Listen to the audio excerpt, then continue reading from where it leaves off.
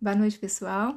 Vamos continuar aqui falando do gerenciamento da motivação pelo estudante e hoje eu vou me ater à questão do autoconceito, porque no vídeo anterior a gente viu que para que o estudante consiga fazer autoavaliação realista, essa coisa, né, essa questão do autoconceito é muito importante. Então, olha só, são conceitos interrelacionados, o autoconceito, a autoeficácia, a autoestima. Inclusive, na teoria, há um certo dissenso entre autores, porque esses termos eles têm limites tão tênues entre um e outro que fica difícil um pouco defini-los, né? Mas, para efeito aqui da nossa conversa, nós vamos definir, né, para a gente poder dar conta de entender o que eu quero falar. Então, olha só, autoconceito é tudo aquilo que a gente acredita sobre nós mesmos, tá? Corretamente ou não, mesmo que a gente tenha razão ou não. Tudo que eu acredito sobre mim, as minhas crenças sobre o meu eu, são o meu autoconceito. O nome já diz, qual é o conceito que eu tenho de mim mesmo. A autoeficácia já tem a ver com a minha capacidade, com a minha competência, com a minha habilidade, ou melhor, com o senso que eu tenho da minha capacidade, da minha competência, né? Competência em que sentido? Competência de realizar uma determinada tarefa num contexto específico, né? Então, por exemplo, qual que é como que eu me vejo como falante de língua estrangeira? Se eu acho que eu sou um bom falante de língua estrangeira, então eu acho que isso aí reforça a minha autoeficácia. Eu acho que né, nesse quesito aí a minha autoeficácia é boa. E o outro conceito é a autoestima. A autoestima, ela é a avaliação global que a gente faz do valor que eu tenho enquanto pessoa, né? E ela está extremamente atrelada ao senso de competência meu, né, com a minha autoeficácia, e tudo isso compõe o autoconceito. Pois bem, então, a primeira coisa que eu quero falar é que o senso, esse sentimento de valor, qual é o valor que eu tenho, mais o senso de competência, eles definem o autoconceito e eles definem a autoestima. Então, tá vendo como isso aí tudo tá muito juntinho, né? Muito próximo uma coisa da outra. Importante a gente guardar é que esses três conceitos influenciam profundamente a aprendizagem. O que a pesquisa já comprovou até agora? Tá, eu vou trazer duas perguntas aqui que elas já foram feitas por nós nos vídeos anteriores, mas preciso retomar. A primeira é como que eu avalio o meu valor enquanto pessoa. Nós tratamos disso no vídeo 1 da parte 2. E como que eu avalio a minha competência, né? A minha capacidade para alcançar submetas, por exemplo. Isso a gente viu nos vídeos 1 e 2 da parte 2. Pois bem, são duas perguntas essenciais, mas o que a gente tem para trazer aqui agora é que os fatores sociais, né, o contexto social, ele afeta a percepção que nós temos de nós mesmos.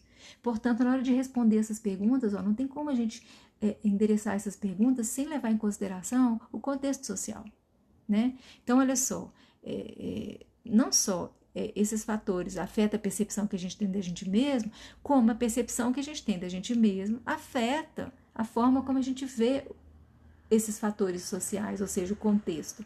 Então, é isso que essas duas setinhas estão relacionando aqui. Tá, então, temos que o autoconceito afeta diretamente a percepção que eu tenho dos recursos disponíveis no contexto, a percepção que eu tenho dos recursos para aprender e para me motivar. E também afeta diretamente o meu comportamento autorregulado. Vocês lembram daquele vídeo, o vídeo 4, que a gente falou sobre autorregulação? O tanto que ele era importante?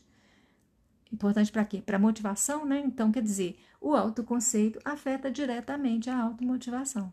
Desculpa, a motivação. Bom, a importância da percepção positiva de si. Por que eu tenho que ter um autoconceito positivo? Porque ele reduz a minha ansiedade, ele aumenta a minha motivação, essa percepção me ajuda a desenvolver a persistência. Lembra da importância da persistência? Já é o vídeo 3. E me ajuda a promover a autonomia, a autorregulação, o uso efetivo e flexível das estratégias. Isso tem a ver com os vídeos 4 e 5. Tá? O favorecimento da autoestima. O engajamento em dinâmicas de grupo. O pessoal trabalha em grupo, que seja em dupla. A questão de confiar no colega, delegar tarefas para o colega, compartilhar. Agora, as dinâmicas de grupo, elas só favorecem a autoestima se o trabalho for colaborativo. Então, não vale aquela coisa de, professora pediu para você fazer uma resenha do livro. Então, tá, eu faço da página 1 à página 10, você faz da página 10 até o final. Isso não é colaboração, isso é cooperação.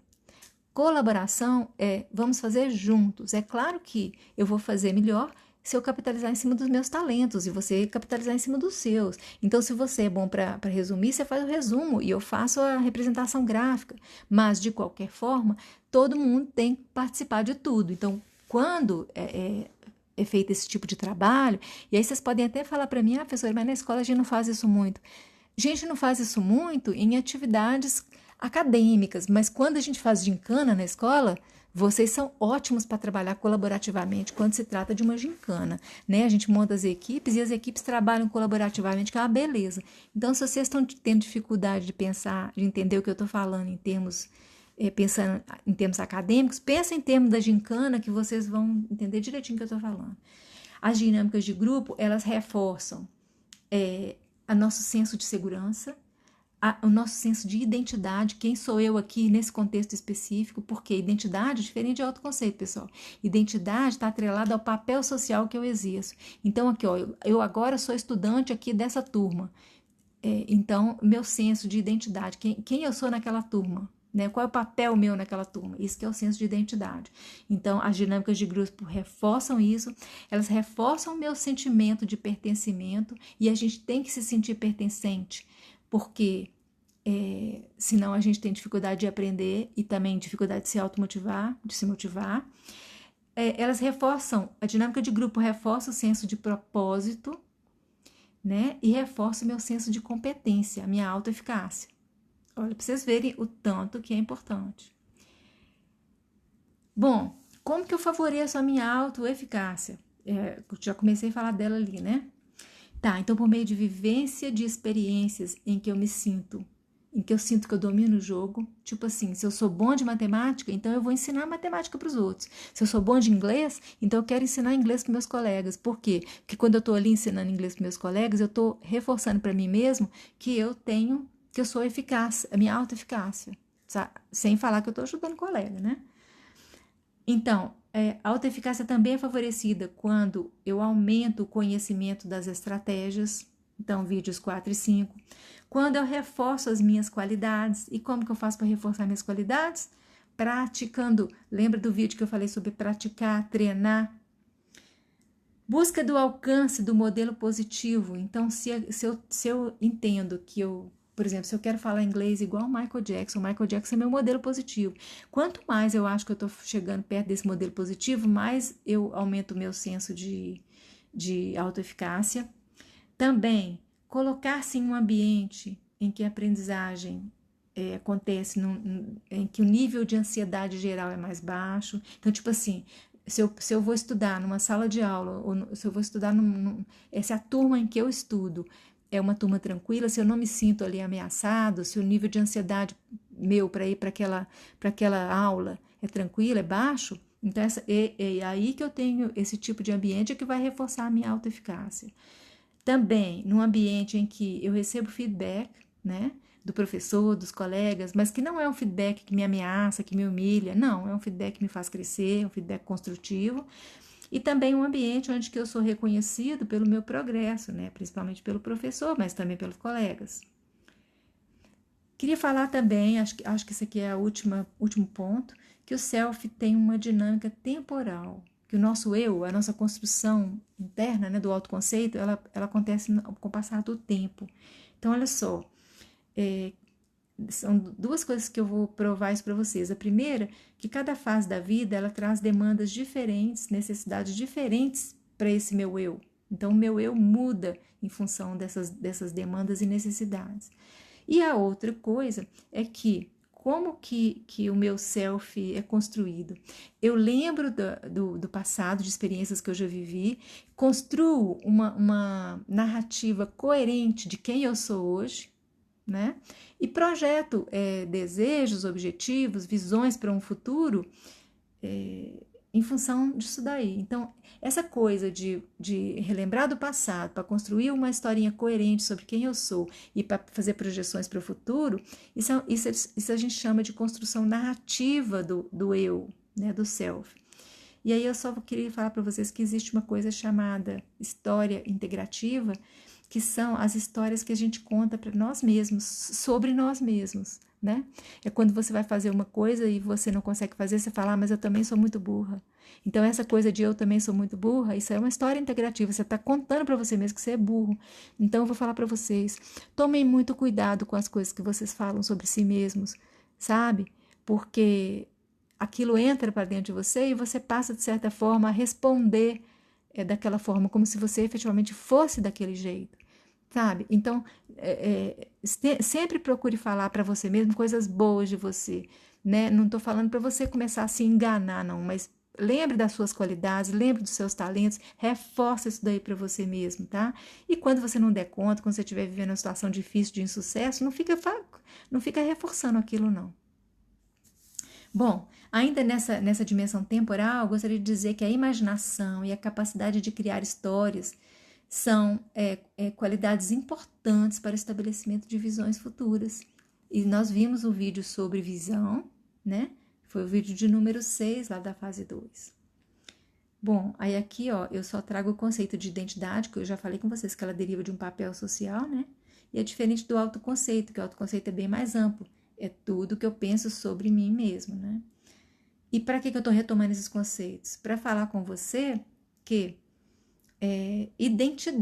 as identidades que eu assumo no meu dia a dia, né? São várias, né? Não são? São várias. Eu sou filho, eu sou filha, eu sou irmã, eu sou estudante, eu sou jogadora de basquete do time do colégio, eu sou membro da igreja tal. Então, quer dizer, são várias identidades que a gente assume, mobiliza ao longo do dia.